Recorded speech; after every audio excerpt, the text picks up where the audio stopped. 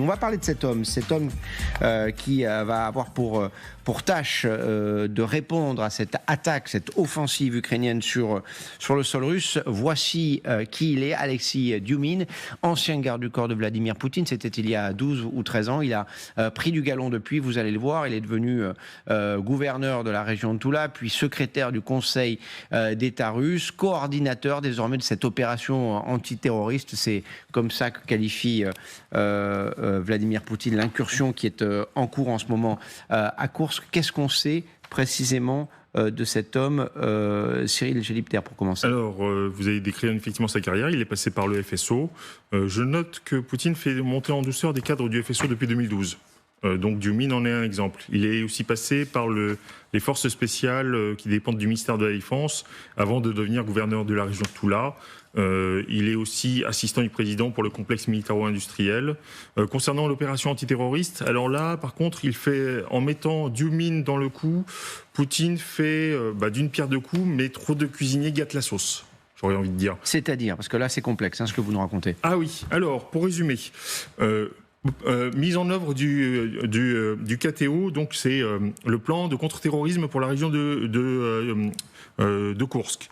Parce qu'il en vient de Koursk, donc il connaît bien l'affaire. Oui, mais justement là c'est plus compliqué puisque le plan relève du NAC, le Comité national antiterroriste russe, qui est rattaché au FSB, qui connaît des déclinaisons locales. Donc vous avez une commission antiterroriste pour la région de Koursk qui est dirigée par le gouverneur de la région, et vous avez en même temps, comme on l'a annoncé récemment, le colonel général Yevgeny Nikiforov du ministère de la Défense qui a été envoyé pour coordonner. Donc c'est une armée mexicaine en Russie. Là, ça fait un peu trop de généraux sur place, effectivement. Et là, vous avez en plus Diumine qui y va. Après, quand on a une nomination comme ça, généralement, et qu'elle est annoncée par Vladimir Poutine, qu'elle est annoncée en grande pompe devant les caméras de télévision, ça met tout le monde d'accord, non ? Ça, c'est leur problème, mais est-ce que ça a été vraiment confirmé? En tout cas... oui, ça a été confirmé. Oui. Ça a été confirmé, bon. À noter quand même dans son parcours que il est passé par le GRU, le renseignement militaire russe, et il est fort probable qu'il ait eu un rôle important dans l'annexion de la Crimée en 2014. Donc ça on le sait, oui. C'est pas un secret, ça. En filigrane derrière. Après, sur les annonces, ce qui est lâché publiquement ou pas publiquement en ce moment, globalement, il y a aussi une forme de décorum et de jeu théâtral pour, j'ai envie de dire, animer les contenus en Russie, parce que pour l'instant, rien n'est efficace, rien n'est vraiment lancé. Enfin, il y a des renforts qui ont été envoyés dans l'oblast de Koursk, mais que pour l'instant, il n'y a rien qui ne satisfasse les desiderata de beaucoup de Russes sur le terrain. En tout cas, il y a beaucoup d'animations. Les Russes se sont fait surprendre, après ils sont en train de réagir, ça prend du temps, déplacer des unités comme ça ne se fait pas en quelques heures. Sur la nomination de cet homme, qu'est-ce que cela nous dit ? Je pense qu'il faut considérer cela sur deux volets. Il y en a un volet qui s'adresse à la population russe, donc Poutine qui place un homme responsable, et donc ce qui devrait renforcer la croyance de la population russe, notamment dans la région de Koursk, du fait que le tsar il veille sur la situation, qu'il y a son proche qui va intervenir directement sur le territoire. Ça, c'est un message russe. Rassurez-vous, je prends la situation. Exactement. Et donc, deuxième volet, je pense qu'il y a quand même... parce qu'à un moment donné, j'ai du mal aussi à comprendre, mis à part la coordination, quel pourrait être son rôle, parce qu'on sait que là-bas, dans la région de Koursk, c'est l'opération antiterroriste qui a été décrétée. Et donc, normalement, c'est plus l'armée qui est censée défendre le territoire, mais le FSB. Oui, alors ça, c'est un peu flou, parce que d'abord, c'est le FSB qui avait la main, puis Gerasimov FSB, c'est les gardes frontières. FSB, c'est les gardes frontières. Et donc, normalement, c'est Bortnikov qui devrait être, donc chef du FSB, qui devrait être responsable. Mais là, on voit qu'il y a un autre homme qui arrive sur le territoire. Et donc, moi, je pense qu'il s'agit également à une situation où Poutine voudrait bien avoir, si vous voulez, de l'information venant de son proche. Oui. Parce qu'il n'est pas forcément sûr. On sait que souvent, Poutine reçoit de l'information qu'il veut entendre. Oui. Peut-être qu'il veut bien aussi s'assurer, parce qu'il y a une situation qui est quand même relativement grave. Et là-dessus, ce qu'on sait, c'est que les mouvements de troupes ukrainiens auraient été repérés mais Vladimir Poutine n'aurait pas été mis au courant. C'est ce que disent les Russes. En tout cas, c'est ce que disent possible, bien évidemment. Les Russes proches du pouvoir. Cet homme-là, ce que l'on comprend, c'est justement, et pour répondre un peu à la question que vous posiez tout à l'heure, qu'il va superviser les différentes unités. Parce qu'il y a le FSB, il y a l'armée, il y a les gardes-frontières, etc. etc. Non, et que ça sera compliqué. Lui est supposé être la main de Poutine, ou le bras armé de Poutine, si j'ose dire, pour superviser tout ça. Est-ce que ça fait sens ?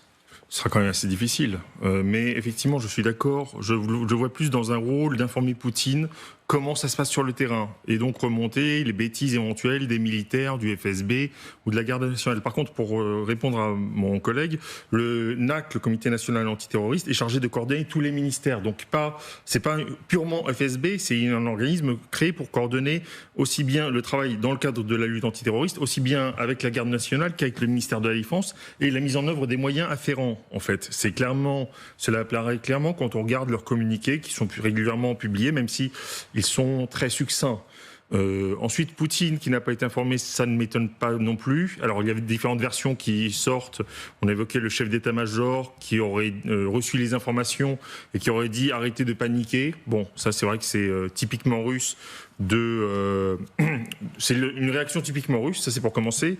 Mais surtout, c'est vrai que vous pouvez avoir effectivement cette image où vous dites mais non, les Ukrainiens sont en train de perdre, pourquoi lancerait-il une offensive?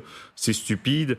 Donc vous allez bloquer l'information à un certain niveau parce que vous avez des biais. Et ça, c'est ce que nous avons déjà vu dans l'histoire. C'est ce que nous avons vu lors de la guerre de 1973, justement la guerre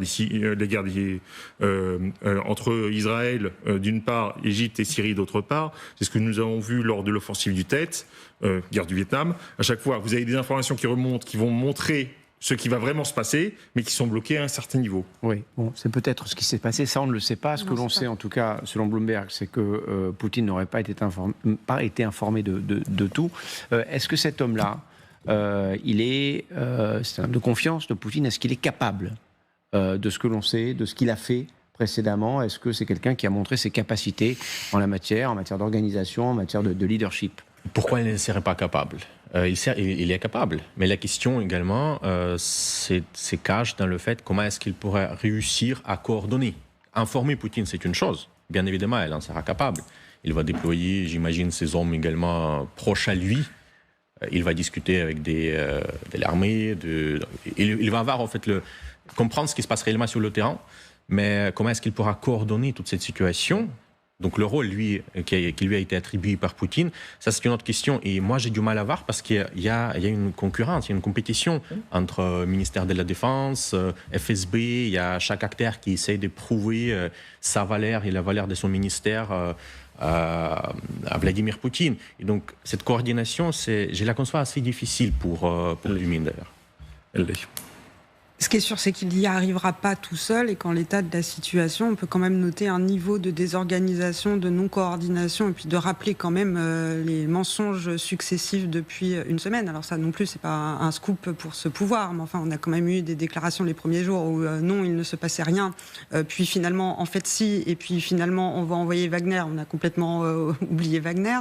Ensuite on va envoyer Armat, les unités tchétchènes elles-mêmes ayant déjà annoncé qu'elle s'était repliée et qu'elle n'avait pas pu arrêter les Ukrainiens. Donc on est quand même dans un niveau de